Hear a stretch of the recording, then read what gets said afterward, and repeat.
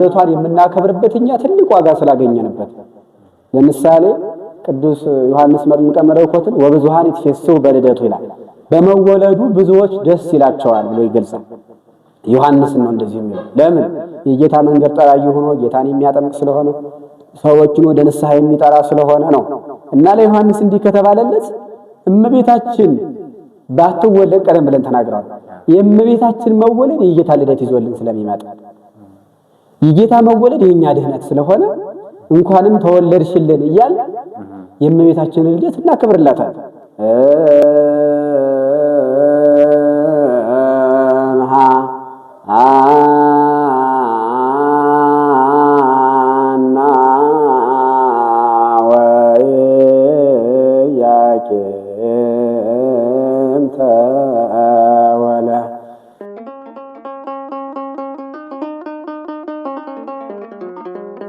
ሰላም ጤና ይስጥልን። የተወደዳችሁና የተከበራችሁ የእግዚአብሔር ቤተሰቦች እንደምንሰነበታችሁ።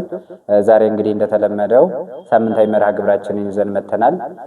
በዛሬው መርሃ ግብራችን የምንነጋገረው ስለ እመቤታችን ቅድስት ድንግል ማርያም የልደት በዓል ነው የሚሆነው። ይህንን ደግሞ ሰፋ አድርገው የሚያብራሩልን መጋቤ ሐዲስ መምህር ኤርምያስ አለሙ ካጠገቤ ይገኛሉ። በቅድሚያ ግን እንኳን ለእመቤታችን ለቅድስት ድንግል ማርያም የልደት በዓል በሰላም አደረሳችሁ ለማለት እንወዳለን። እናንተም ቪዲዮውን ስትጀምሩ ሰብስክራይብ በማድረግ አገልግሎታችንን ደግፉልን እንላለን። ወደ እሳቸው ነው የምንሄደው።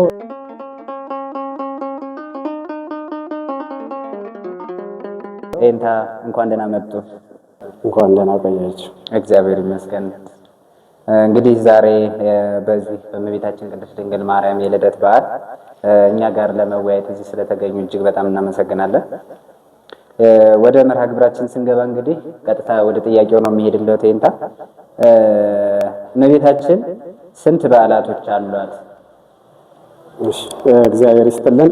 የእግዚአብሔር ቤተሰቦች ሁላችሁም እንዴት ሰነበታችሁ? እንኳን ለቅድስት ድንግል ማርያም በዓለ ልደት በሰላም አደረሳችሁ እያልኩኝ እንግዲህ እመቤታችን ቅድስት ድንግል ማርያም ታምረ ማርያም በተባለው ቤተክርስቲያናችን መጽሐፍ 33 በዓላት እንዳሉት ከመቅድሙ ላይ ተገልጾልናል። እነዚህም በዓላቶች እንግዲህ እንደ ልጇ ትንሣኤ በዓል አድርገው ያክብሯቸው ነው የሚል ምንም ስራ አይስሩባቸው ማለት ታላላቅ በዓላት ናቸው። የጌታን በዓላት በምናከብርበት ልክ እንድናከብራቸው ስርዓተ ቤተክርስቲያን አዝዞናል። ምንም ስራ አይስሩባቸው ተብሎ ተገልጾልናል ማለት ነው። ለዚህም ነው በእመቤታችን በዓላትና በጌታ በዓላት እኩል ለምሳሌ ስግደትን ብንመለከት በስግደት ሰዓት የእመቤታችን በዓል እና የጌታ በዓል ከሆነ እንዲህ በአርንኖ ብቻ ይሰገዳል የሚባለው ታላላቅ በዓላት መሆናቸውን በዚህ እንረዳለን። እና ከነዚህ ደግሞ ከ33ቱ በዓላት ውስጥ ደግሞ በልዩ ሁኔታ 4 አበይት በዓላት የሚባሉ አሉ። ደግሞ እነዚያም እንዳሉ በመጽሐፉ ተገልጾልናል። ጠቅለል ስናደርገው የእመቤታችን በዓላት በዓመቱ ውስጥ በኢትዮጵያ በ13 ወራቶች ውስጥ 33 በዓላት እንዳሉ አባቶች ገልጸውልናል ማለት ነው። ጥሩ የንታ 33 በዓላቶች እንዳሉ ገልጸውልናል። ነገር ግን 4 አበይት በዓላቶች አሉም ብለዋል። ማን ናቸው 4ቱ አበይት በዓላቶች? በጣም ጥሩ። እንግዲህ እመቤታችን ቀደም ብለን እንደገለጸው 33 በዓላት ከነዚህ ውስጥ 4 የሚባሉት አሉ። አንደኛ የጥር ማርያም ነው። እመቤታችን ከሚያልፈው ዓለም ወደማያልፈው ዓለም የተዘዋወረችበት ወይም ያረፈችበት የሰኔ የጥር ማርያም የመጀመሪያው ነው። ፈለሰት እንዘይበል ሀበ ይበል ብሎ ቅዱስ ያሬድ እንደውም በዜማ ገልጾታል። ከሚያረጀው ከሚያልፈው ከሚጠፋው ዓለም ወደማያልፈው ዓለም ሄደችበት የጥር ማርያም አለ። ከዚያ ሁለተኛው ደግሞ የሰኔ ማርያም። የሰኔ ማርያም ደግሞ ቤተክርስቲያኗ የከበረበት ነው። ጌታችን ኢየሱስ ክርስቶስ ራሱ ቀድሶ ሐዋርያትን ያቀረበበት የሰኔ ማርያም። ሶስተኛ የነሐሴ ፍልሰታ ሶስተኛው እሱ ነው። አራተኛው ደግሞ የግንቦት ልደታ ነው። የግንቦት ልደታ በተለይ ይህንን በዓል እመቤታችን ከሌሎች በዓላት ይልቅ አብልጣ እንደምትወደውም አባቶቻችን በመጻሕፍት በትውፊት መልኩ አስቀምጠውልን እናገኘዋለን። ጥሩ የንታ አሁን ደግሞ ከ33 በዓላቶች 4ቱ አበይት በዓላቶችንም ገልጸውልናል። ነገር ግን ደግሞ እመቤታችን ቅድስት ድንግል ማርያም ከነዚህ ከ4ቱ ደግሞ በተለየ ሁኔታ የልደት በዓሏ በጣም እንዲከበር የፈለገችበት ምክንያት ምንድን ነው? በጣም ጥሩ። እንደውም ጠይቋታል የሚለው ዮሐንስ ነው። ልጇ የልጇ ወዳጅ ዮሐንስ ይላል። ዮሐንስ ማለት እንግዲህ ለእመቤታችን የጸጋ ልጇ ነው። በእውነት እሱም እንደ ልጅነት ታዝዟታል፣ ተንከባክቧታል። እሷም እንደ እናትነት አክብረዋለች እና ለዮሐንስ በጣም ብዙ ምስጢራትን ገልጻለታለች። ከዚያ ውስጥ ዮሐንስ ጠይቋት ነበረ ይላል። እመቤቴ እንደው ከባላት ሁሉ ማንን ትወጃለሽ ብሎ ጠይቋት ነበር ይላል። እሷም ሁሉንም ባላቶች እወዳቸዋለሁ፣ ነገር ግን በተለይ የተወለድኩበትን ዕለት በጣም አብልጬ እወደዋለሁ። ለምን ቢባል ከጠባብ ወደ ሰፊ ከጨለማ ወደ ብርሃን የወጣሁበት ነው። እናት አባቶቼ እንኳ ልጅ አጥተው እየተሰደቡ ሲኖሩ እኔን አግኝተው ከሰው ጋር እኩል ቀና ብለው እንዲሄዱ ሆነዋል ብላ የዚህም ዓለም ድነት የተደረገበት ስለሆነ ነው። በእውነቱ ሰፋ አድርገን ስንመለከተው እመቤታችን ባትወለድ ነው ክርስቶስ አይወለድም። ክርስቶስ ካልተወለደ ዓለም አይድንም። ዓለም ካልዳነ 5500 ዘመን በዲያብሎስ እጅ ተይዘው የነበሩ ነፍሳትን ማውጣት አይችሉም። ለዚህ ነው እና የእመቤታችንም ይህንን በዓሌ እጅግ በጣም እወደዋለሁ፣ ከጠባብ ወደ ሰፊ የወጡበት እናት አባቶች ከሰው እኩል እንዲሆኑ የሆነበት ነውና ብላ ለወዳጇ ለልጇ ለዮሐንስ ወልደ ነጎድጓድ ነግረዋለች። አንድ ባሕታዊም እንደዚሁ እንደ ዮሐንስ ጠይቋት ይህንን ተመሳሳይ መልስ እንደሰጠችው በትርጓሜ መጽሐፋችን ተገልጾልናል ማለት ነው። ግሩም ነው፣ ግሩም ነው። በጣም የሚደንቅም ነገር ነው። በተአምረ ማርያም ላይ መስከረም 10 ልደቷ ነው የሚሉ እንዳሉ ተገልጿል። እንዴት ነው ትክክለኛው የትኛው ነው? እንደዛ የቻሉበት በምክንያት እንግዲህ ብዙን ጊዜ በትውፊት መልኩ ነው የታሪኩ የመጣልን እና በዓለም ዙሪያ በእመቤታችን በልደቷ ዙሪያ ብዙ ጥያቄ ይነሳል። ተአምረ ማርያም ላይም እንደተባለው መስከረም 10 ልደቷ ነው የሚሉ አሉ። እኛ ግን በጎላ በተረዳ ነገር አባቶቻችን ግንቦት 1 ቀን ልደቷ እንደሆነ ተገልጾልናል ብለው ጽፈውልናል አባቶቻችን እና የእመቤታችን ትክክለኛ ልደቷ ግንቦት 1 ነው። ምክንያቱም ይህንን የምንረዳው የኛ መንበር የመጣ ከግብጽ ነው። በግብጽ ከመንበረ ማርቆስ ነው እንግዲህ እስከ ቅርብ ጊዜ ድረስ ጳጳስ ሲመጣልን ብዙን ጊዜ ሃይማኖታችንም የመጣው በአቡነ ሰላማ ከሳቴ ብርሃን ፍሬምናጦስ በተባሉት በ300 ክፍለ ዘመን ነውና ከዚያም በኋላ የሚመጡት መጻሕፍት ተመርምረው ስለሆነ ተአምረ ማርያምን ግንቦት 1 ቀን ነው ልደቷ ብሎ ስለተናገረ የአባቶቻችንን ስርዓት በመያዝ እኛ ግንቦት 1 ቀን ሁሌም ልደቷን እናከብራለን። ትክክለኛ የእመቤታችን የልደት በዓሏም ግንቦት 1 ቀን እንደሆነ በዚህ መልኩ ተገልጾልን እናገኘዋለን ማለት ነው። እጅግ በጣም ጥሩ ነው። እስኪ ስለ እመቤታችን ቅድመ አያቶችና አባቶች እናወራ።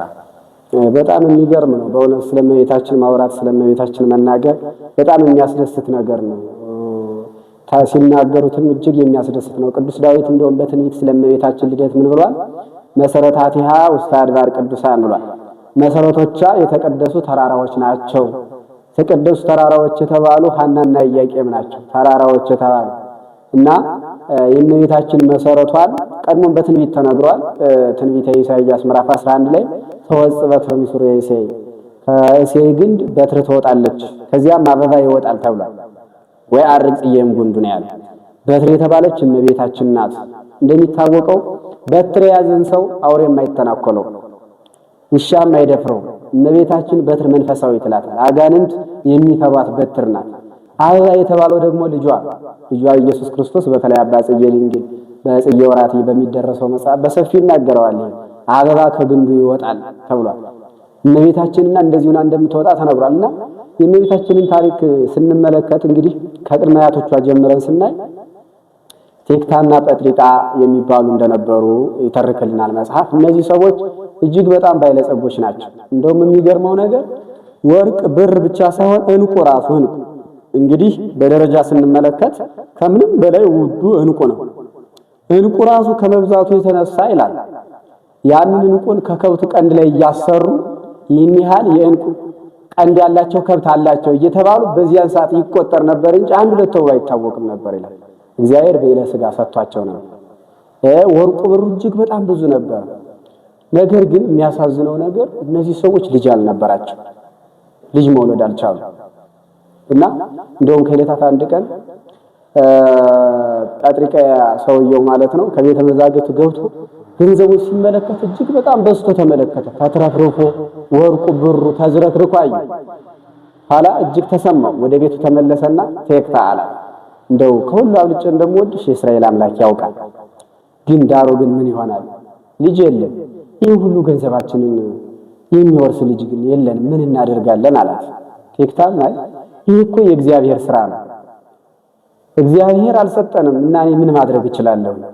ወይ ምናልባት አንተ መውለድ ፈልግህ እንደሆነ እኔ ፈቅጄልሃለሁ፣ ሄደህ ከሌላ ሰው ውለድ አለችው። ሌላስ እንዳልሻ የእስራኤል አምላክ ያውቃል አለ።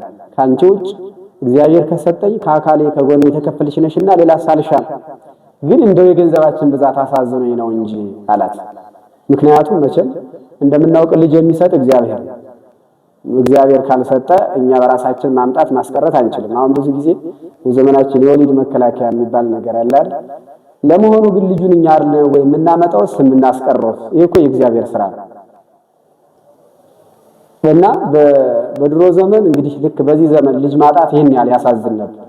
ዛሬ ዘመን ደግሞ ልጅ ማግኘት ነው በጣም የሚያሳዝን። ለዚህም ነው በየቦታው በፔስታል እየተጠቀለሉ ልጆች የሚገኙ ባልሆነ ቦታ እና በደጉ ሰዓት እንደዚህ ነበር ያዝኑ ነበር። እና ምን አሉ ከዚህ እስኪ ሱባኤ እንያዝ ተባባሉ። በእግዚአብሔርን በሱባኤ መጠየቅ ጀመሩ ማለት ነው። እንደዚህ ነው መሆን ያለበት። በእውነቱ አሁን እዚህ ላይ እንደምንረዳው ምንድነው ሰው የሆነ ነገር ሲያጣ እግዚአብሔርን ነው መጠየቅ ያለበት። ብዙውን ጊዜ አሁን እኛ የሕክምና ጥበቦችን እንመረምራለን። ልጅ ለመውለድ ምን እናድርግ? የዶክተር ምክር ነው የምንጠይቀው። ግን የእግዚአብሔርን ምክር መጠየቅ የበለጠ ይጠቅማል። እና ሱባኤ ሲገቡ ቴክታ ራእይ ታያለች ሴቷ። ነጭ ቦሳ ከበረት ትወጣለች። ያችን ቦሳ ደግሞ ሌላም ቦሳ እየወለደች ቦሳይቱን እየወለደች ስድስተኛይቱ ጨረቃን ወለደቻት። ስድስተኛይቱን ቦሳ ጨረቃይቱ ደግሞ ፀሐይን ስትወልዳለች።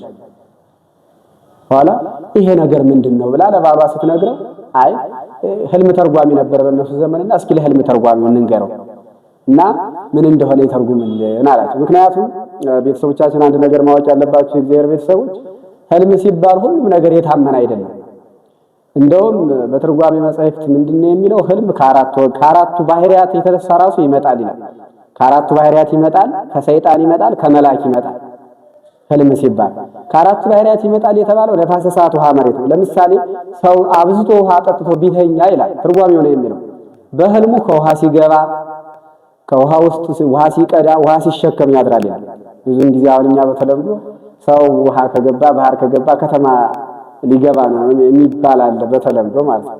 ግን እንደዚህ አይደለም። ሁሉ እሳት ባህሪም ከበዛበት ልክ በቃ በየባህሪው ሲያሳየው ያድራል። ይህ ከአራቱ ባህሪያት የሚገኝ ነው። ከሰይጣን የሚገኝ አለ ደግሞ አሳሳች ሰይጣን በጎ አስመስሎ የሚያመጣው ህልም ማለት ነው። ለምሳሌ እመቤታችን ስትሰደድ ለሄሮድስ በህልም እየተገለጸ ዛሬ ከእንዲህ አይነት ሀገር ውላለች እንዲህ አይነት ወታደር ላክ እያለ ይነግረው ነበር ከሰይጣን። ከመልአክ የሚገኝ ህልም ደግሞ እንደ ዮሴፍ ነው። ዮሴፍ ወይ እናቱ ማርያምን ይዘህ ለመሄድ አትፍራ ብሎ መልአኩ የተናገረው በህልም ነው። እንዲህ አይነት ህልም አለና ከየት ወገን እንደሆነ ራሱ ለይተን ማወቅ አለብን። እና ተርጓሚው ላይ ሄደው ነገሩት። ኧረ በጣም ደጋግ ልጆች ተወልዳላችሁ። እንደው በተለይ እቺ ጨረቃይቱ ደግሞ በጣም ደግ ልጅ ናት። እንደው የፀሐይ ነገር ግን አልተገለጸልኝም፣ ራሱ ጊዜ ይተርጉመዋል። የሚያውቀውን አውቃለሁ አለ፣ የማያውቀውን ደግሞ አላውቀውም አለ። እንደዚህ ነው መሆን ያለበት። አሁን ብዙ ጊዜ መጻኤውን ዘመን እናገራለን እያሉ በጣም አስቸጋሪ ሆኗል። በዘመናችን ስናየው እንደዚህ ከበረሃ አባቶች የተላከ መልእክት እየተባለ እና ይሄ ተርጓሚ ግን ምንድነው ያለ ደጋግ ልጆች ተወልዳላችሁ ከዚያ በኋላ እነሱ እስኪ እንዳልክ ይሁን ብለው ተመለሱ። በዚህ ዕለት ቴክታ ጸንሳ አደረች። መጽነሷን ስታውቅ ባሏን አረ የዚህ ዕለት ተርጓሚው እንዴት ነበር ያለን አለች። ደጋግ ልጆች ተወልዳላችሁ ብሎን ነበር አለ። እውነት ነው እኮ ይሁን ታቁረው ባል ወስተከርሲ ጸነስኩ እኮ አለች። እውነትሽን ነው? አዎ። ከዚያ ሴት ልጅ ወለዱ። ስሟን ሄኤሜን አሏት። ማለት ሄኤመን ማለት ረከብኩ ስለት ወይም ስለቴን አገኘሁ ማለት ነው። ተስለው ስለወለዷት ረከብኩ ተምኔቴ ብለው ያችን ሴት ልጅ ወለዱ። እግዚአብሔር በልጅ ባረካቸው ማለት ነው። ከዚያ በኋላ ያቺ ሄኤሜን የምትባለው አደገች። ሄኤሜን ደርዲን ቶናህ ሲካር ሄርሜላ ደግሞ ሐናን ወለደች። እየተያዘ ሲመጣ ማለት ነው ወደ እመቤታችን ስንቀር። በኋላ ግን እንደዚህ ሆኖ ይውረድ እንጂ ይላል ትርጓሜ ሀብቱ እየቀነሰ መጣ ይላል። ሀብቱ እየቀነሰ ልጅ እየተወለደ እነ ቴክታና ጴጥሪቃ የነበራቸው ሀብት እየቀነሰ ሄደ ይላል። ከዚህ ሐና ተወለደች። ሐናንም ስትወለድ ሰርተው ቀጥተው አሳደጓት ይላል። በሚገባ አድርገው ሕገ ቤተክርስቲያንን እያስተማሩ ራሷን እንድትጠብቅ ንጽህናዋን እንድትጠብቅ ሃይማኖቷን እንድትጠብቅ አድርገው አሳደጓትና በኋላ ለደግ ደግ መፈለግ ልማድ ነው ይላል። መቼም ደግ ሰው ሲሆን ደግ ሰው ይፈለግለታልና ቤተ መንግስት ከተወለደ ከነገደ ይሁዳ። በነገራችን ላይ ሐና ከነገደ ሌዊ ነው ነገዷ። ደግሞ ኢያቄም ከነገደ ይሁዳ እና ከዚያ ወገን ለተወለደ ኢያቄም የሚባል ደግ ሰው አጭተው አጋቧት። ከዚያ በኋላ ግን የሚያሳዝነው ይህ ምክንያት ከማን ላይ ወረደ? ከሐናና ከኢያቄም። ሐናም እንደ ቅድመ አያቶቿ መካን ሆነች፣ መውለድ አልቻለች። በነገራችን ላይ በብሉይ ኪዳን ልጅ አለመውለድ እንደ መርገም ይቆጠር ነበር። ወደታችን እናየዋለንና እንደውም አንድ ቀን ሐና ቤተ እግዚአብሔር መሄድ ፈለገች፣ ቤተ ክርስቲያን መሄድ ፈለገችና ጎረቤት አለቻት። ጠራቻትና እንደው ዛሬስ ቤተ ክርስቲያን ልሄድ ወድ ነበር አለቻት። እና እንሂድ እንጂ ስትላት አይ እንደው ለቤተ እግዚአብሔር የሚሆን የተዘጋጀ ልብስ የለኝም እንጂ አለቻት። እኔ ላይ 5-6 ልብስ አለ፣ አንዱን እሰጥሻለሁ፣ ያንን ለብሰሽ አትሄጂም አለቻት። እና ሐና እውነተኛ ሰው ናት። ምን አለቻት? ያቺ ሴት በዝሙት ነው የምትተዳደር። አይ እንደው ያንቺ ልብስ የተሰበሰበ በዝሙት ወይም በዝሙት ዋጋ ነውና እንደው እግዚአብሔርን ንጹህ ነገር ለብሰው ቢለምኑት እንጂ አሁን ይሄን ለብሼ ብለምነው አይሰማኝም ብዬ ነው እንጂ አለቻት። ከዚያ በጣም ተቆጣች። እኔ እኮ አለቻት ያቺ በዝሙት የምትኖር ሴት እንደው ሐና ነው ምን ሆነ ይሆን እንደው ልጅ ነሳት እያልኩ ሳዝንልሽ እኖርልሽ ነበር። ተካ ይሐምልሽ ነው እንደ ድንጋይ አድርቆ ያስቀረሽ። በጾታ ማይጸን ይብስታ አጥባይት ጡተ ደረቅ ማለት ነው። የተዘጋ ማይጸን የበቅሎ ወገን አለቻት። ይወልዷት እንጂ አትወልድ ብላ ሰደበች። እውነቱን መናገር መቼም ከባድ። ያቺ ሴት እኮ በዝሙት እንደምትኖር ታውቃለች ራሷም ሳይቀር ማለት ነው።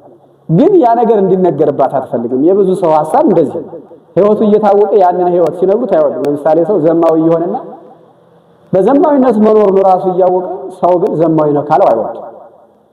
ከኛ ይልቅ እኮ እግዚአብሔር ያውቃል ይሄን እና እንዲያውቅበት አይፈልግም። አይፈልግም። በጣም ተቆጣች። ከዚያን ጊዜ ሐና ከልቧ ገብቶ ተሰማት። ጡተ ደረቅ ስትባል የበቅሎ ወገን ስትባል ጓደኛ ደግሞ ኢያቄም ደግሞ እንደዚሁ ጓደኛ አለው ሮቤል የሚባል ጓደኛና ኢያቄም ለመስዋዕት የሚሆን ነገር ያዘጋጃል። ሲያዘጋጅ ኢያቄም ምን እየሰራህ ነው አለ። እንደው ለመስዋዕት የሚሆን አንተ አሁን ያንተን ገንዘብ ማን ይቀበላል? አንተ መካን ነህ። እግዚአብሔር በኃጢአታችሁ ልጅ ነሳችሁ የእናንተን ገንዘብ ማን ይቀበላችኋል? በል አትድከማል። ኢያቄም እንደዚህ እንደ ጦር የሚወጋ ነገር ሲናገረው ልቡ ደማ። ምክንያቱም ቅዱስ ያዕቆብ በመልእክቱ ላይ የሚናገረው ነገር አለ። አንደበት እሳት ናት ይላል። እሳት እንደው ሲያመሳስላት ምን ይላል? ለምሳሌ አለ ትላልቅ መርከቦች አሉ አለ በዓለም ላይ እነዚያን 3 ክንድ ከስንዝር የሆነ ሰው ይዘውራቸዋል አለ። ወደዚህ ይወስዳቸዋል፣ ወደዚህ ይወስዳቸዋል፣ ይቆጣጠራቸዋል። አንደበትን ግን የሚቆጣጠር አልቦቱ ዘይክ ለአግርቦት አለ ለሳና አንደበትን ግን መቆጣጠር የሚችለው የለም። ታቃጥላለች፣ እንደው ከገሃነም ይልቅ ታቃጥላለች ይላል። ሁለተኛ እንደ በገሃነምም ታቃጥላለች ይላል። ከገሃነም ይልቅ ማለቱ ገሃነም የምታቃጥል ኃጥአንም አንደበታችን ግን ኃጥኡንም ጻድቁንም እኩል አድርጋ ትገርፋለች። ይሄ ነው እና እንዲያም አንደበታቸው ሲናገሯቸው ሐናም አዘነች፣ ኢያቄምም አዘነ። በኋላ ነገሩ እነሱም አልተውትም። መቼም እነሱ እንዲህ አሉን ብለው አልተውትም። ያንን ያዘጋጁትን ነገር ይዘው ከቤተ መቅደስ ሲሄዱ ሊቀ ካህናቱ እንዴ እናንተ ኃጢአተኞች እግዚአብሔር በኃጢአታችሁ ልጅ ነሳችሁ የእናንተን መስዋዕት ማን ይቀበላል ብሎ መለሳቸው። በጣም አዘኑ። አይሩጌ እስራኤል የሚባሉ ደግሞ ሽማግሌዎች ልጅ የወለዱት የሚቀበሉት ተረፈ መስዋዕት ነበር። ያንንም አንሰጣችሁም አሏቸው። በዚህ እያዘኑ ሲመለሱ ከጎዳና አረፍ ብለው ሳለ ሐና ትመለከታለች ርግቦች ከልጆቻቸው ጋር ሲጫወቱ። በኋላ ምን አለች? እግዚአብሔር ሆይ እንደው ለመሆኑ እኔን ሰው እንደሚያወራው ድንጋይ አድርገህ ፈጥረኸኛል። ሌላው ቢቀር ከነዚህ ርግቦች ከአዕዋፋት ታሳንሰኝ። አዕዋፋት እንኳን ልጅ አግኝተው እንደዚህ እየተደሰቱ ከልጆቻቸው ጋር እንደው እኔን እንዴት አድርገህ ፈጥረኝ ይሆን እያለች እያለቀሰች ሄደች። ከቤታቸው ሄዶ አሁንም ሱባኤ ገቡ። ተመልከቱ የእግዚአብሔር ቤተሰቦች፣ አንድ ነገር እናስተውል። ቅድም እንደዚህ ሱባኤ ነው የገቡ። አሁን መከራ ሲያገኘን የሆነ ነገር ሲያገኘን እግዚአብሔርን መጠየቅ አለብን። እግዚአብሔርን ስንጠይቀው ደግሞ መልስ ይሰጣልና ከቤታቸው ወደ ሱባኤ ሲገቡ አሁንም እንደ ቀድሞ ራእይ ታያለች። ሐና ለኢያቄም፣ ኢያቄም ለሐና አንዳቸው ለአንዳቸው ራእይ ያያል። በነገራችን ላይ ራእይ ከመግባታቸው በፊት አንድ ስለት ተስለዋል። ምን ብለዋል? እግዚአብሔር ሆይ አለ ወንድ ልጅ ብትሰጠን ወጥቶ ወርዱ አርሶ ቆፍሮ ይርዳን አንልም። ለቤተ እግዚአብሔር አንጣፊ ጋራጅ ዘይ ከፋች እንሰጣለን። ሴት ልጅ ብትሰጠን ውሃ ቀርታ እንጨት ለቅማ ትርዳን አንልም። ለቤተ እግዚአብሔር መሶበ ወርቅ ሰፍታ መጋረጃ ፈትላ ማይ ቀርታ እንድትረዳ እንሰጣለን ብለው ስለተሳሉ ለእግዚአብሔር ልጃቸው። ከዚያ ራእይ ሱባኤ ሲገቡ ሐና ምን አየች? የኢያቄም መቋሚያው ለምለማ አብባ አፈርታ ፍጥረቱ ሁሉ ከፍሬዋ ተመግቦ ከጥላዋ ስር ደግሞ አርፎ ተመለከተች። ኢያቄም ደግሞ ለሐና ምን አየ? ነጭ ርግብ ከሰማይ ሰንጥቃ ወርዳ በቀኝ ጆሮዋ ገብታ በማኅፀኗ ስትተኛ የብርሃን መቀነት ሲያስታጥቋት ተመለከተ። ማልዳ ሁላቸውም የየራሳቸውን ይዘው ዛሬ እኔ ራእይ አይቼልህ እኔም አይቼልህ ተባባሉ። ምን አየሽ? እንዲህ አየሁ ተባባሉ። ይህን ያዩት ሐምሌ 30 ቀን። በኋላ መልአኩ ቅዱስ ገብርኤል መጣና ሰማይና ምድር የማይችሉትን አምላክ ጸንሳ የምትወልድ ልጅ ትወልዳላችሁ፣ እንደው አለ የዓለሙ ክብር የአንድ ጸጉሯን ዘለላ ያክል የማይሆን ልጅ ልትወልዱ ነው አላቸው። ይኸውላችሁ እግዚአብሔርን ጠይቀን የምናገኘው ልጅ እንደዚህ አይነት በእግዚአብሔር አጋዥነት እግዚአብሔርን ጠይቀን ስርዓቱን ፈጽመን የምናገኘው እንደዚህ አይነት ልጅ ነው እና ነሐሴ 7 ቀን እመቤታችን ተጸንሳለች። ነሐሴ 7 ቀን እመቤታችን ተጸነሰች እና የሚገርመው ተጸንሳ እመቤታችን ተአምር ማድረግ የጀመረች ገና በማህፀን ተጸንሳም እያለ በሆድ ሆና ተአምር ታደርግ ነበር ይላል። ይሄው ምንድነው? ሁለት ተአምራት ታደርጋለች የሚታወቁ። አንደኛ የሐና ጎረቤት የምትሆን አንድ ሴት አለች እና አንድ አይና ናት። መጣችና ሐና እንደው ይህ ሰው የሚያወራው ነገር እውነት ሆነ እውነት ጸነስሽውን ብላ ሆዷ እንዳሳ አይኗን ስትነካው አይኗ ቦግ ብሎ በራላት። ወዲያው የእሷን ሆድ ዳሳ ስትመልስ ኋላ ሁለተኛ ደግሞ ሳምናስ የሚባል አለ የሐና ዘመድ የሚሆንና ሙቶ ያው በዘመድ ልማድ ያልጋውን እየዞረች ስታለቅስ የሐና ጥላ ቢያርፍበት ብድግ ብሎ ተነሳ የሞተው ሰው። ሰላም ለኪሙ ለፀሐይ ጽድቅ ወእምሄውቱ ለዘገብረ ሰማየ ወምድረ አለ። ምን ማለት ነው? የፀሐይ እናቱ ብሎ ለእመቤታችን ወእምሄውቱ እምሄውት ማለት ደግሞ አያት ማለት ነው።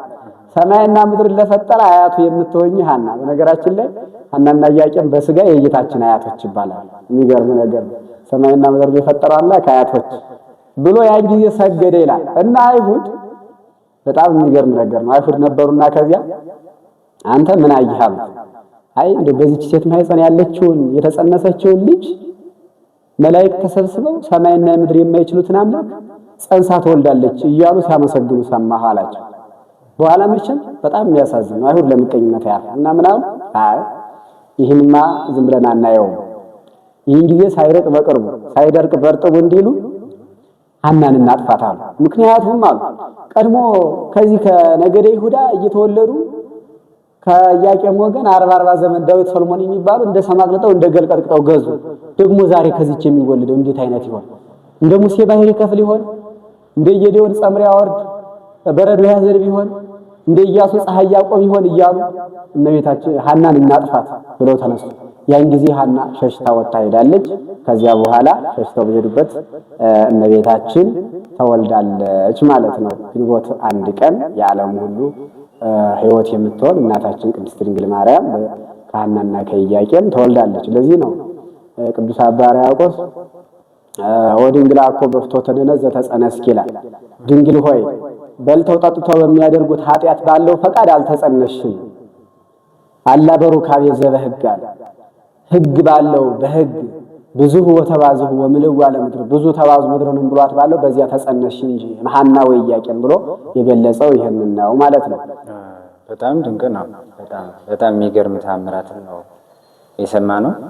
እጅግ በጣም የሚገርመው ደግሞ የእግዚአብሔር ቸርነት በጣም የሚገርም ነው። ከዛ ቦታ ሄዱ ብለውኛል። እመቤታችን በየት ቦታ ተወለደች? በዓለም አሁን ቅድም ልደቷ ላይ እንደተናገርነው ብዙ ልዩነት እንዳለ በዚህም ዙሪያ ብዙ ልዩነት አለ። አንዳንዶች በይሁዳ ከተማ ተወልዳለች ይላሉ። አንዳንዶች ደግሞ በናዝሬት ተወልዳለች ይላሉ። በዋናነት በእኛ በትውፊት የመጣልን ነገር ግን ሊባኖስ በሚባል ተራራ ነው እመቤታችን የተወለደች። ይኸውም ማስረጃው ምንድነው? ሊባኖስ ተወጽ መራት ይላል። ከሊባኖስ ሙሽራ ትወጣለች ብሎ ሰሎሞን ቀድሞ በትንቢት ተናግሯል። እና ሐናና ኢያቄም ያን ጊዜ አይሁድን ፈርተው እንደወጡ ሊባኖስ ወደሚባል ተራራ ነው ሄደው የተሸሸጉ። ልክ ከዚያ ከተሸሸጉበት ደግሞ እመቤታችን ቅድስት ድንግል ማርያም ከሐናና ከኢያቄም በሊባኖስ ተራራ እንደተወለደች የቤተክርስቲያን ትውፊት ያስረዳናል ማለት ነው። እንታ እጅግ በጣም የሚገርም ነገር ነው። የሚገርም ተአምራት ነው እየነገሩን ያሉት። እውነት በጣም ነው ደስ የሚለው። ተሰምቶ የማይጠገብ ታሪክ ነው የእመቤታችን እና ቀጣዩ ጥያቄ የእመቤታችን ልደት ለምን እናከብራለን? በጣም ጥሩ ጥያቄ ነው። ብዙዎች መናፍቃን በዘመናችን በጣም የሚያሳዝን ነገር ለምን የእመቤታችን ልደት ይከበራል ይላል። እንደው ባጭሩ እንደው ወደ መጽሐፍ ሳንገባ እስኪ ይህ እንደዚህ ብሎ የሚጠይቀው ሰው ራሱ የራሱ ልደት የሚያከብር ኬክ አዘጋጅቶ ምናምን ሻማ አድርጎ ልደቱን እያከበር ለምን የእመቤታችን ልደት ይከበራል? ባጭሩ እስኪ ይሄን እንደዚህ የሚለውን ሰው ለምን ያንተ ልደት ታከብራለህ እንበል። ሁለተኛ እንደው የራሱ ልደት አላከብርም ቢልም እንኳን ልደቷን የምናከብርበት እኛ ትልቅ ዋጋ ስላገኘንበት። ለምሳሌ ቅዱስ ዮሐንስ መጥምቀ መለኮትን ወብዙሃን ይትፌስሑ በልደቱ ይላል። በመወለዱ ብዙዎች ደስ ይላቸዋል ብሎ ይገልጻል። ዮሐንስ ነው እንደዚህ የሚለው። ለምን? የጌታ መንገድ ጠራጊ ሆኖ ጌታን የሚያጠምቅ ስለሆነ፣ ሰዎችን ወደ ንስሐ የሚጠራ ስለሆነ ነው። እና ለዮሐንስ እንዲህ ከተባለለት እመቤታችን ባትወለድ ቀደም ብለን ተናግረዋል። የእመቤታችን መወለድ የጌታ ልደት ይዞልን ስለሚመጣ የጌታ መወለድ የኛ ድህነት ስለሆነ እንኳንም ተወለድሽልን እያል የእመቤታችንን ልደት እናከብርላታለን። ይሄ ደግሞ አባቶች የሰሩት ስርዓት ነው። በተለይ ይሄ በቤተክርስቲያን ታሪክ ስንመለከተው በምዕራባውያን ዘንድ ራሱ እንደሚከበር ይታወቃል። እንደውም ኬክ በመቁረስ ትንንሽ የሆኑ የእመቤታችንን የሐውልት ቅርጾች በመያዝ ይከበራል። የእመቤታችንን በዓል የምናከብረው ባጭሩ የእመቤታችንን ልደት የምናከብረው እኛ ከጨለማ ወደ ብርሃን እሷ እንደወጣች እኛም ከሲኦል ወደ ገነት የወጣንበት ስለተረጋገጠ እመቤታችን ቅድስት ድንግል ማርያም በንጽህና ተወልዳ ክርስቶስን ወልዳ የኛ ድነት መነሻ ስለሆነች የእመቤታችን የቅድስት ድንግል ማርያምን የልደት በዓል በሰፊው እናከብራለን ማለት ነው። በጣም ጥሩ። የግንቦት ልደታ ለምን ከቤት ውጭ ይከበራል? የሚገርም ነገር ነው። አሁን ብዙ ጊዜ በኢትዮጵያ ስንመለከት እናቶች ከውጭ ወጥተው ያ ተዘጋጅቶ ጥሬው ተቀቅሎ ጠላው ተዘጋጅቶ ያስተጥሎ ይከበራል። ይህንን ለማወቅ ወደ ታሪኳ መመለስ ያስፈልገናል። እመቤታችን በየት ነው የተወለደች ብለናል? በቤቷ ነው የተወለደች። ማን በሚባል ተራራ? ሊባኖስ በሚባል ተራራ ከቤት ውጭ ሄደው ነው የተወለደች። እንደውም ጥሬ ስለምን ይበላል የሚለውም በዚህም ብናየው አሁን ብዙዎች የሚጠይቁት ጥያቄ ስለሆነ መጀመሪያ ከቤት ውጭ ወጥተው ሄዱ። እነሱ አይሁድን በመፍራት ማለት ነው። አይሁድን በመፍራት ከቤት ውጭ ወጥተው በሄዱበት ሲሄዱ ድንገት ነው የወጡ ከቤታቸው። መቼም በዘመናችን እንደምናየው መፈናቀል ማለት ሰው ሲወጣ ከቤቱ ምንም ነገር አይዝም። ድንገት ነፍስ ያውጭ ብለው ነው የወጡ። ምንም ነገር አልያዙም። ምንም ነገር ስላልያዙ ጥሬ እህል ብቻ ይዘው ነበርና ከዚያ ከተራራው ላይ እሳታቸውን አንድደው ያ ጥሬው ተቀቅሎ ከቤታቸው ውጭ ከተራራ ያንን ጥሬ ስለበሉ ዛሬም እናቶቻችን ከቤታቸው ወጥተው ያንን ለማስታወስ ጥሬው ተቀቅሎ በዚያ መልኩ ይከበራል ማለት ነው። እና እመቤታችን ከቤት ውጭ ወጥታ በስደት ምክንያት ስለተወለደች እኛም ያንን ለማስታወስ ከቤት ውጭ ወጥተን ጥሬው ተቀቅሎ ጠላው ተጠምቆ የእመቤታችን በዓል ይከበራል ማለት ነው። እጅግ በጣም የሚገርም ታሪክ ነው ያለው። በዚህ በዓል በተለይ እናቶች ድምቅ አድርገው ሲያከብሩት ይታያል። ይህ ምስጢሩ ምንድን ነው? በጣም የሚገርም ነው። እናቶቻችን የሚዘፈን ዘፈን ሁሉ አለ እንደው ከላይ ከታች ብለው ወጥተው እና በነገራችን ላይ እንደው እዚሁ ላይ ማየት ያለብን የእመቤታችንና የእናቶች ግንኙነት በጣም የተለየ ነው። አንድ ሁለት ምሳሌዎች እናንሳ። ለምሳሌ አንዲት ሴት ወለደች። ስትወልድ ሴቶች ሲገቡ ምንድን ነው የሚሏት? እንኳን ማርያም ማረች። እንኳን ማርያም ማረች። ወይም እርጉዝ የሆነ ሴት ሲታይ የማርያም አራስ ይባላል። እንኳን ማርያም ማረችሽ የሚባል እና እናቶች ከሴት እመቤታችን ከእናቶች ጋር ደግሞ የተለየ ለምን የመውለድን ነገር እነሱ ያውቁታል። በመውለድ ውስጥ ያለውን ጣር እስኪ ያስቡት። አሁን ሐና የምትወልድ ሴት እንኳን ከቤት ውጭ እዚያ ውርጭ ከሚበዛበት ተራራ ይቅርና ከቤት ውስጥ ራሱ ብዙ እንክብካቤ ነው የሚደረግ እና ያንን በማስታወስ እኛ እንኳን ስንወልድ እናውቀዋለን እንዴት እንደሆነ። ስለዚህ አንቺ እንደው እንዴት በተራራ ላይ የሚጠይቅሽ ሰው ሳይኖር ዛሬ እኛ ስንወልድ ጭብጦ ማር ወተቱ እየተያዘ እንጠይቃለን። አንቺን ግን አይሁድ ሰይፍ ይዘው እያባረሩሽ እንደው እንዴት አድርገሽ ተወጣሽው እያሉ ያ ነገር በህሊናቸው ስላለ እናቶቻችን በተለየ ሁኔታ ይህንን በዓል ያከብሩታል። ምክንያቱም ወልዶ ማሳደግ እንዴት እንደሆነ በተግባር ስለሚረዱት ማለት ነው። በዚያ መልኩ በጣም ጥሩ፣ በጣም ይገርም ነው። የእመቤታችን የልደት በዓል ሲከበር ጥሬ የሚቀቀልበት ምክንያት ምንድን ነው በሚለው እንደው ድጋሚ እስኪ ያብራሩ። አዎ እንግዲህ በጥሬ ተቀቅሎ ነው የእመቤታችን በዓል የሚከበረው። ያ ጥሬ ከቤት ውጭ ነው የሚቀቀለው ብለናል። ያው ቀደም ብለን እንደተናገርነው በነገራችን ላይ ጥሬ ማለት በጣም ብዙ ድካም የሌለው ማለት ሐናና ኢያቄምም ጥሬ የቀቀሉበት ምክንያት ቀለል ብሎ የሚሰራ ነገር ስለሆነ ነው። ባጭሩ ያኔ ሐና እየወለደች ነው። ደግሞ ሴት በሌለበት ምግብ ማዘጋጀት ትንሽ ይከብዳል። ከላይ ከታች ወጥቶ በዚያ ላይ ስደት ላይ ነው ያሉት እና ያንን እሳታቸውን አንድደው ጥሬያቸውን ቀቅለው ጥሬ ነው የበሉት። ባጭሩ በቀላል እንትን ሳይወርድ ያ ነው ካሉበት በስደት ላይ ያለ ሰው ያገኘው እንጂ የወለደች ሴት ብዙ ነገር ነበር የሚደረግላትና በዚያ ምክንያት ለፍጥነቱም ሲባል በችግርም ምክንያት በሊባኖስ ተራራ ላይ ያንን ጥሬ ቀቅለው ሐናና ኢያቄም ተመግበዋል። ያንን ለማስታወስ ዛሬም ጥሬ በመቀቀል የእመቤታችን የቅድስት ድንግል ማርያም የልደት በዓሏን እናከብራለን ማለት ነው። እንግዲህ ጥያቄን አገባድጃለሁ።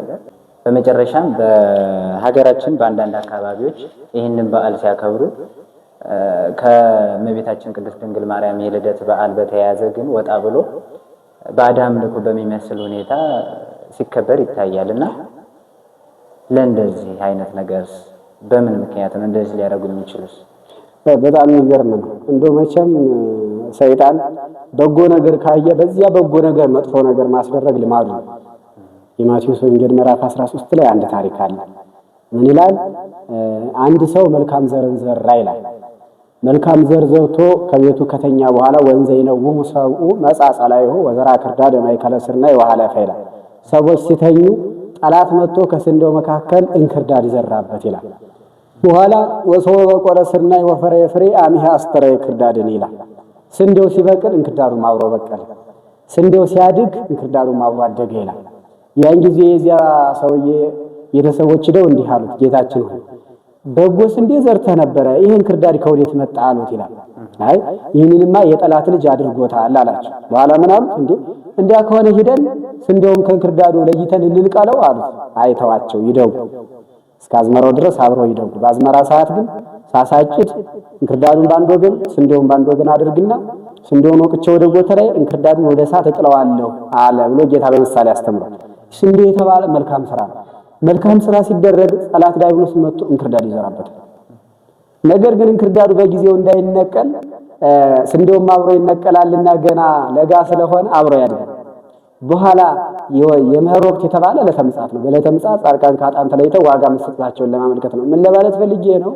እንደዚህ ከስንዴ መካከል እንክርዳድ በቅሎ እንደሚገኝ ከበጎ ስራ መካከል ሰይጣን እንዲህ አይነት አምልኮን የሚያስፈጽማቸው ሰዎች አሉ። አዎ እንደው ስሟን ዘልገዋት ማን ለምትባል እየተባለ በመንገድ ዳር ጥሬ ይፈሰሳል። አንዳንድ ቦታ ደግሞ ያ ቅድም ከቤት ውጭ ይከበራል ያልነውን ይዘው ትላልቅ የአድባር ዛፍ እየተፈለገ የአድባር ዛፍ ይባላል። አይቆረጥም። እንጨት እንኳን ራሱ ከላይ ተገንጥሎ ቢወርቅ የደረቀ እንጨት ለማገዶ አይነሳ። ተውነን እንዲህ ከብት ምናምን አይታሰርም። ትልቅ ክብር ነው የሚሰጠው። ተከብሮ ነው የሚኖር እና እንደዚህ አይነት ቦታ ላይ ተሄዶ ይከበር ይባላል። አንዳንድ ቦታዎች ላይ ማለት ነው። ሌላ በጣም ብዙ ነገር እና ይሄ በጣም ስህተት ነው። ባለማወቅ የሚደረግም ነገር ስለሆነ መታረም አለበት። የምናከብር የእመቤታችንን የልደት በዓል እንኳን ተወለድሽልን እያለ ከዚያ ውጭ ሌላ ምንም ዓላማ የለውም። ሰይጣንን ግን ካቀረብ ነው የሚገርመው ነገር ምን መሰላችሁ? ሰይጣን እየተጠጋነው በሄድን ጓደኛ እያደረግነው እያመለክነው በሄድን ቁጥር ይቆጣጠራል። ምን ማለት ነው? ለምሳሌ ያንን ነገር ያስለመደ ሰው ያን ቢያስታጉልበት ይታመም ይችላል ሰይጣን። ምክንያቱም ቤተሰብ አድርጎታል። ለምን አስቀረህብኝ ብሎ ማለት ፈተና ያመጣበት። ታግሎ በፍጹም ቆርጦ ከተነሳበት ግን ይተዋዋል። ለሰይጣን ኃይል የለው፣ እግዚአብሔር ያግዘዋል። እና ያንን በመፍራት ልጆቼ እንዲህ ይሆኑብኛል፣ እንደዚህ በሰው ሀገር የሄደ ሰው ልጅ አለኝ እንዲህ ሆንኩ በማለት ብዙዎች ይህንን አምልኮ አንተውም እያሉ የሙጥ ሲሉ ይታያሉና ይሄ በጣም ስህተት ነው። እናቶቻችን አባቶቻችን ይህንን በዓል ስናከብር የእመቤታችንን ንጽህና እያሰብን የእመቤታችንን ክብር እያሰብን መሰረተ ሕይወት ወጥንተ መድኃኒት የተባለች እመቤታችን የድህነት መሰረት የተባለች እኮ መሰረት ማለት ከሁሉ በፊት የሚሰራ እንደሆነ ጌታ ከመወለዱ በፊት እሷ በመወለዷ ኃጢአት ሳይኖርባት ከአንስተ ዓለም ተመርጦ እንጂ ማርያም የሚባሉ ብዙ ሴቶች ከእመቤታችን በፊት አልፈዋል። ነገር ግን አምላክን ለመጽነስ የበቁ ነው አልተገኙም ነበር። እመቤታችን ቅድስት ድንግል ማርያም ሰማይ ወምድር ዘኢያገምሮ ጾረቶ በከርሳ ተወለደ። ሰማይና ምድር የማይችሉትን አምላክ በማህፀኗ የወሰነች እናት ነው። የእሷን ክብር በማስታወስ የእሷን ልደት በማስታወስ እናከብራለን እንጂ ከዚያ ውጭ የሚሆነው ነገር ወደ ባዕድ አምልኮ ስለሚወስደን መጠንቀቅ አለብን ማለት ነው። እናመሰግናለን። እጅግ በጣም ጥሩ ትምህርት ነበረ። ጥያቄን ጨርሻለሁ። እንደው የንታ በጣም ጥሩ ትምህርት ነው። እጅግ በጣም የሚጣፍጥ ትምህርት ነው ሲያስተምሩን የቆዩት። በመጨረሻም ከመለያየታችን በፊት እንደው የቅድስት ድንግል ማርያም የልደት በዓል የተመለከተ እንደው አንድ ወረብ ነገር ቢሉልን ምን እንደው። አመሰግናለሁ። እንግዲህ የኢትዮጵያዊ ሊቅ ቅዱስ ያሬድ ብዙ የቤተ ክርስቲያን ዜማዎችን ደርሷል። ከነዚያ ውስጥ እንግዲህ